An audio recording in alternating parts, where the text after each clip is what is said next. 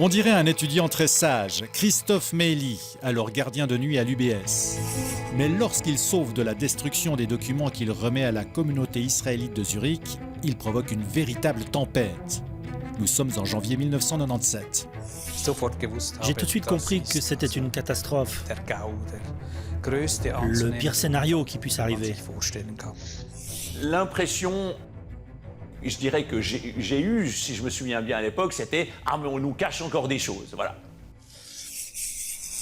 L'affaire Meili éclate en effet au beau milieu du scandale des fonds juifs en déshérence. Ces avoirs que les banques suisses détiennent depuis plus de 50 ans au mépris de leur devoir de diligence envers les descendants des victimes de l'Holocauste. Au beau milieu d'un bras de fer qui se joue alors aux États-Unis. Des banquiers disaient c'est des peanuts, etc. Oui, ce contexte-là était assez choquant. L'historien Robert Fogler est alors porte-parole de l'UBS. Il a pris depuis du recul. Je pense que la banque a en quelque sorte réagi de façon chaotique. Christophe Meili est aussitôt licencié et la justice le poursuit d'office pour violation du secret bancaire. Je crois en Dieu et je me sens quelque part moralement obligé face au fonds en déshérence à faire quelque chose personnellement. Pour les uns, c'est un traître. Pour Robert Studer, par exemple, le président de l'UBS.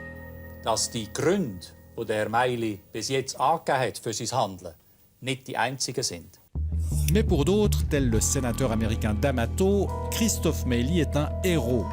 Gustav Meili should be viewed, my friends, as a hero. Victime de menaces de mort, Meili s'enfuit aux États-Unis avec femme et enfants, où il obtient l'asile politique. Je ne peux pas faire de quelqu'un comme Meili un héros. Parce que si vous voulez, il trahit son employeur et il avait des dispositions de droit qui existaient. Il pouvait s'adresser à la police, au juge d'instruction, etc. Meili, je dirais qu'il sert une cause. Je trouve qu'il aurait dû la servir de manière différente, mais disons, il sert une cause et c'est une cause qui est juste. Après plusieurs mois d'enquête, les poursuites judiciaires sont abandonnées contre Meili. Lui est finalement censé obtenir $1 million à titre de réparation. Mais il ne touche qu'une fraction de cette somme, dont une bonne partie atterrit dans les poches de son avocat, le sulfureux Ed Fagan. Au final, toute cette affaire s'est terminée sur une question d'argent. Quelques années plus tard, Christophe Meili revient en Suisse, seul, sans le sou et plein d'amertume. C'est vrai qu'en somme, il s'agit d'une grande tragédie. Bon, vous savez, ces destins de personnes qui tout d'un coup se retrouvent à la une de l'actualité, souvent c'est des destins qui brûlent.